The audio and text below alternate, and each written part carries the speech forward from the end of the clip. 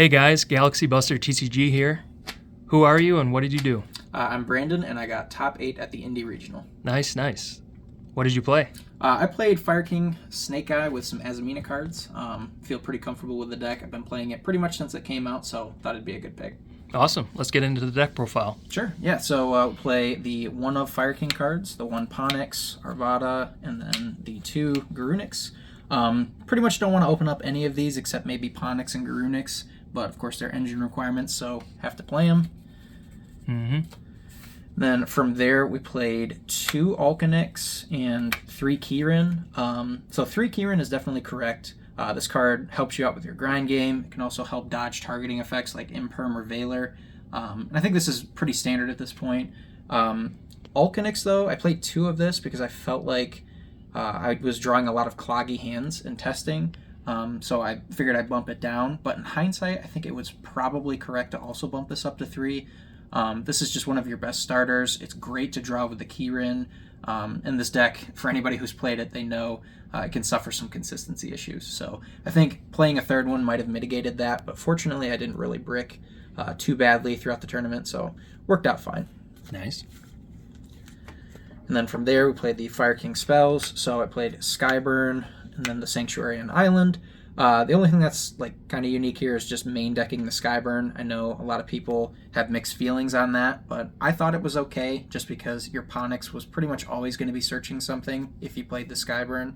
And then it can also out random cards that you normally wouldn't have an out for. So didn't overperform, but it also didn't underperform. I think it only came up once or twice, so I was fine with it. All right. And then for the Snake Eye package, played obviously the 1 Ash, the 1 Poplar, and then I opted to play the 1 Oak as well. So these are obviously mandatory, but a lot of people were cutting the Oak. I preferred to play it just because it helps your turn 1 combos a little bit.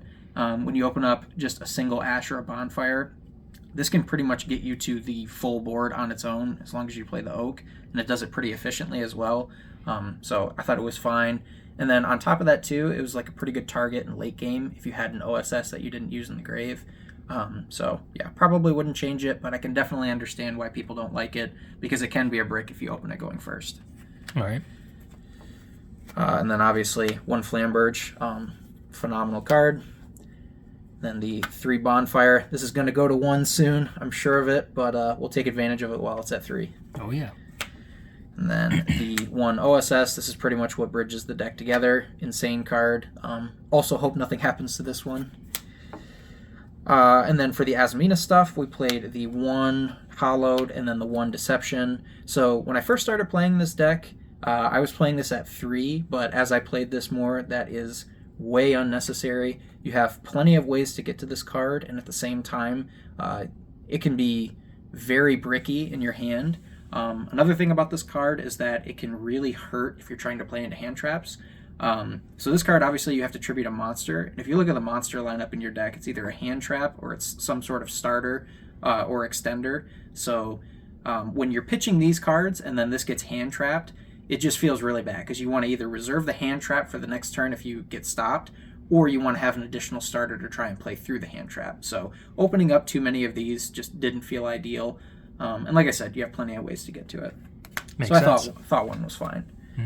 And then for the Diabell Star package, played the 3 Wanted and then, 2 Wanted and then the 3 Witch. So I opted to go for this ratio just because I wanted to see the Witch more, and the reason for that was I primarily use this engine as the Omni Negate, and if you open up the Wanted, you can't do the combo as efficiently, because what you're trying to do is you're trying to summon out your Wanted, set out the Deception, summon out your Witch, set Deception, and then tribute the Witch in order to search out the Hallowed Azamina. Then you summon the Murcielago, search out Wanted, and then you can go even in card advantage by activating the Azamina and then chaining the Wanted. Whereas if you start off activating Wanted, searching the Witch, and then trying to do that, you obviously don't get that additional card.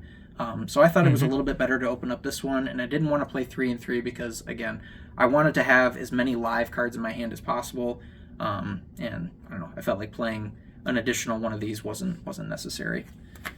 Sounds good. All right, and then for the non-engine, played quite a bit. Played the 3 Imperm, 3 Ash, 3 Impulse, 3 Fuelos, and then the random 2 Valor. So this probably should have been Ghost Ogre. I just didn't have any in time, and I figured this would be fine. Fortunately, it doesn't really conflict with the Impulse like a lot of people think it might.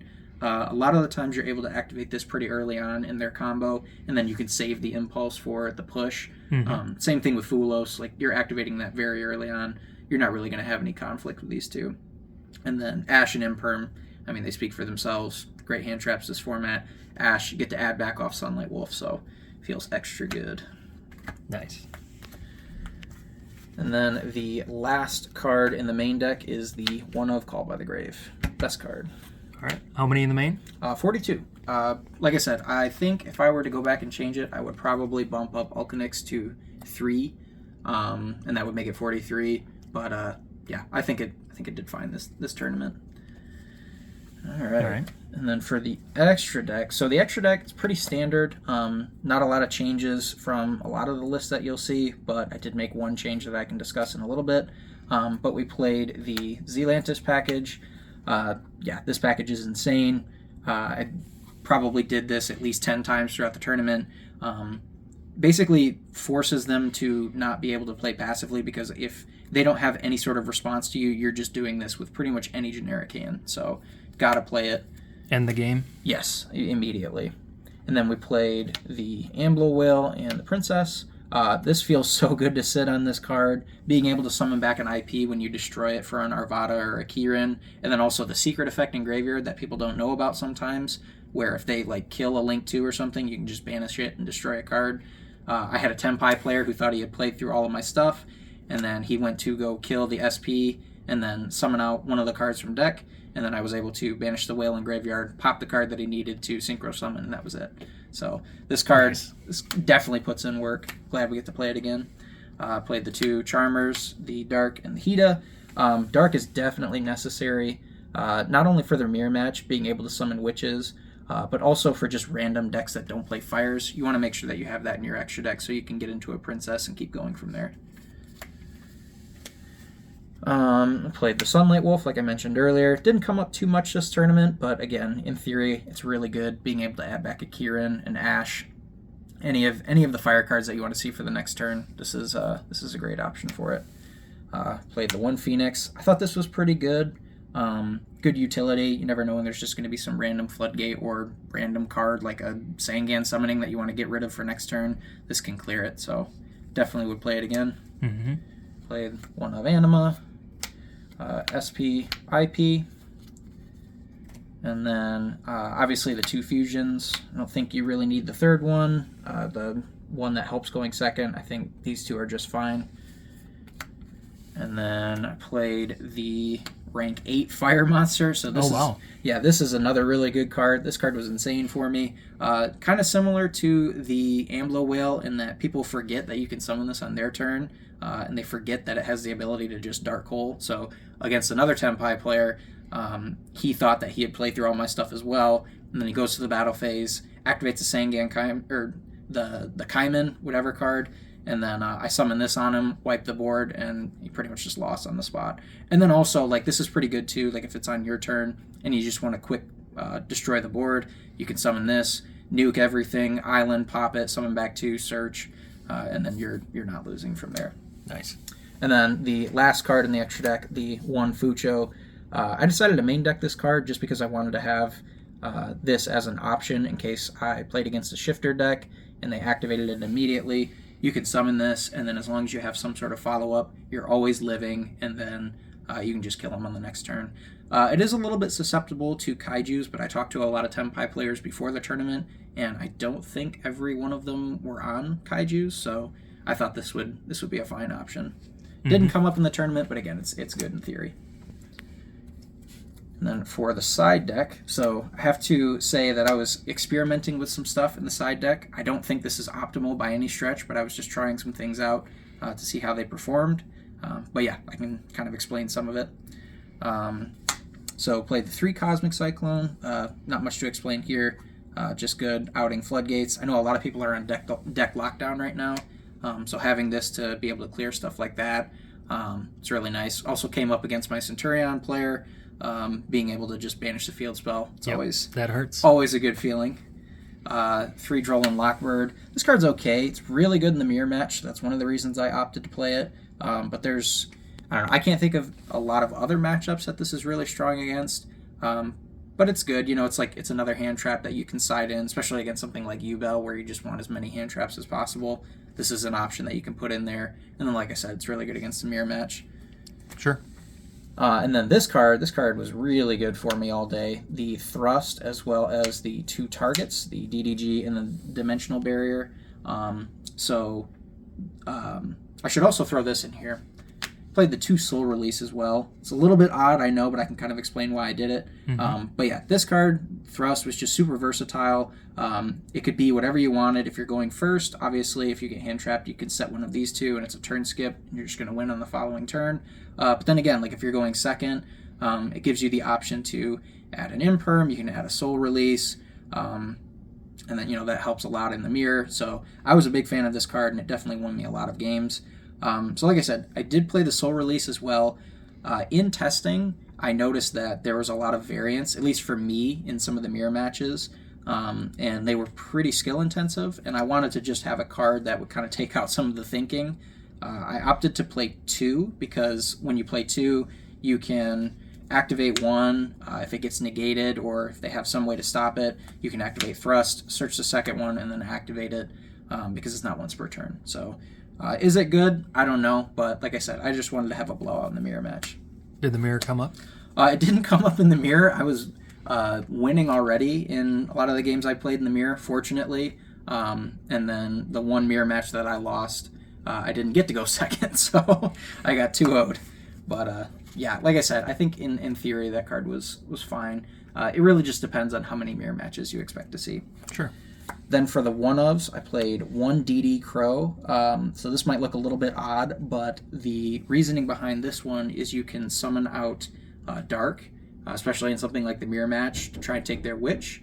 And then if they do anything to the Dark, you can search out the DD Crow, and then you can clear out some sort of threat in the grave. So like if they have a Princess, a Grunix, something like that, this can finish it up. Okay. And then the last card that I played, a little bit odd, I know, but the Subversion. So this one was just another target for Poplar. I hate summoning cards that search and then not being able to search, so this was a way to kind of help with that. And at the same time, like, a lot of people just don't expect this. So if they have something that they think they can sit on, like a Chaos Angel or something random like that, you can search off Poplar, grab this, and it's just 1 card, deal with the threat. So, nice. Again, is it good? I don't know, but it's just something I wanted to test. Unfortunately, it didn't come up in the tournament. The one time I was able to search it, I was already winning that game anyways. So, yeah, I don't know. We'll see. But I decided to play it. And then, so I forgot to mention this earlier, but the one thing that I wanted to say about the extra deck was that I did not play the Zombie Vampire. So the reason for that was I felt like every time that Zombie Vampire came up in testing, I was already playing the game. And it never felt like I was in a situation where I'm not playing the game, I'm losing, but fortunately I can summon the Zombie Vampire and put myself back in the game. I don't know, maybe just I didn't get enough reps in for testing and it never came up, but it's just something that I noticed, so I decided to value the Fucho over that instead. Okay, makes sense. But yeah, that's pretty much it for the deck. Any shoutouts? Yeah, I definitely got some shoutouts. So shout out to Peter for letting me borrow the Fulos. That card was nice. I didn't get to use it a lot in the tournament. Usually either got negated or didn't really do a lot in the matchup I was facing. But I know in testing the card's insane, and it's just something that you have to have. Shout out to all of the people who helped me test. So Lucas, Chase, Ben, Dustin, Cody, a lot of the folks from Grand Rapids, making sure that my technical play was on point.